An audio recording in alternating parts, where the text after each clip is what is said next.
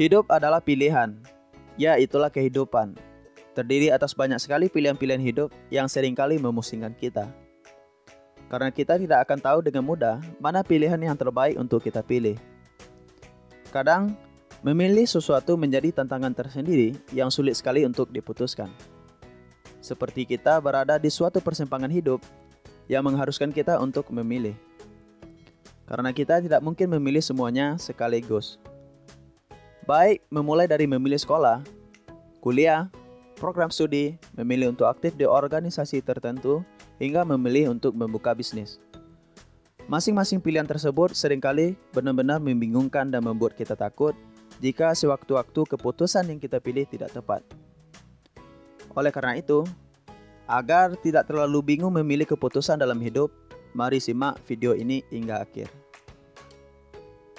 1. Tentukan visi hidup. Mungkin dari sebagian orang ini terdengar terlalu serius, tapi menentukan visi hidup akan membantu kita memiliki arah tentang apa yang ingin kita tuju. Hal itu bisa menjadi landasan dan bahan referensi untuk segala yang ingin kita putuskan, baik dalam karir, relasi, keuangan, gaya hidup, dan lain sebagainya. Buatlah poin-poin penting dari visi kita, dan tulis apa saja yang bisa mendefinisikan visi tersebut. Namun, visi ini tidak bersifat permanen. Kita bisa memperbarui visi tersebut tiap kali dirasa perlu, tiap kali datangnya keharusan mengambil keputusan. Kita bisa kembali mengingat visi ini dan menjadikannya acuan. Berusahalah untuk tidak melenceng terlalu jauh dari visi yang kita jadikan acuan, agar kita tidak merasa menyesal. Begitu pula bila ingin mengevaluasi pilihan yang telah kita putuskan. Berfokuslah pada hal-hal yang memiliki kaitan paling dekat dengan visi tersebut. Kedua, evaluasi pro dan kontra.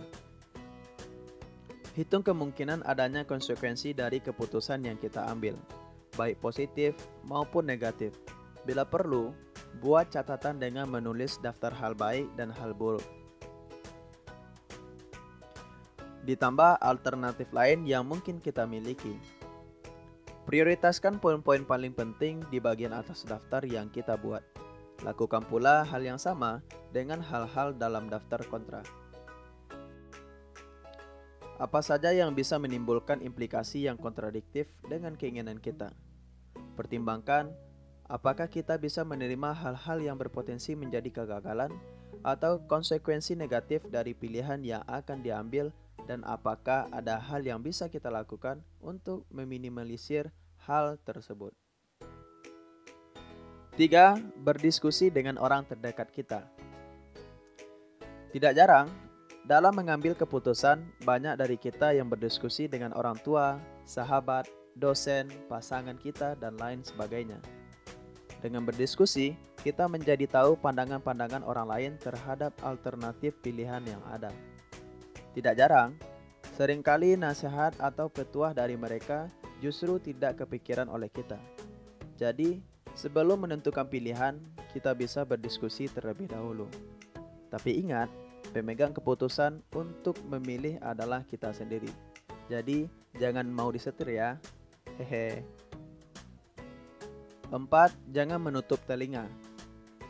Jangan menutup telinga di sini adalah kita membuka kedua telinga kita untuk mendengarkan pendapat orang lain, baik yang sependapat dengan kita atau yang tidak sependapat dengan kita.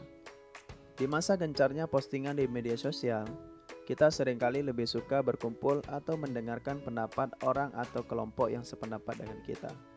Hal ini sebenarnya kurang baik. Pada saat di mana kita hanya terbuka kepada yang sependapat dan menutup telinga terhadap yang tidak sependapat. Sebenarnya, kita menghalangi masuknya pendapat-pendapat yang berguna bagi kita. Sudah saatnya kita mencoba untuk membuka telinga kita terhadap yang tidak sependapat dengan kita. Ajak mereka diskusi dengan cara yang sehat dan dewasa tentunya. Banyak hal besar yang dapat dihasilkan dengan berdiskusi. Hal ini juga berlaku sebagaimana seorang hakim mendengarkan dua belah pihak terlebih dahulu. Pihak yang memberatkan dan pihak yang meringankan sebelum memberikan keputusan. 5. Dengarkan kata hatimu. Saat kamu telah mendengarkan berbagai pendapat dari orang lain, tapi kamu masih merasa ragu, maka tak ada salahnya bila kamu mendengarkan dirimu sendiri. Pikirkan secara tenang dan dengarkan apa kata hatimu. Yakini apapun yang menjadi pilihanmu dan bersiaplah dengan keputusan yang kamu buat. 6. Membuat kontrak diri. Sekarang saatnya menentukan pilihan. Satu tips yang mungkin berguna adalah kita bisa memulai dengan membuat kontrak diri. Apa itu kontrak diri?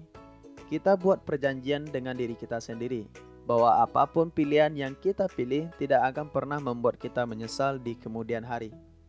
Menyesal hanya akan mengurangi produktivitas hidup. Yang jelas, kita sering mendengar hidup itu adalah pilihan.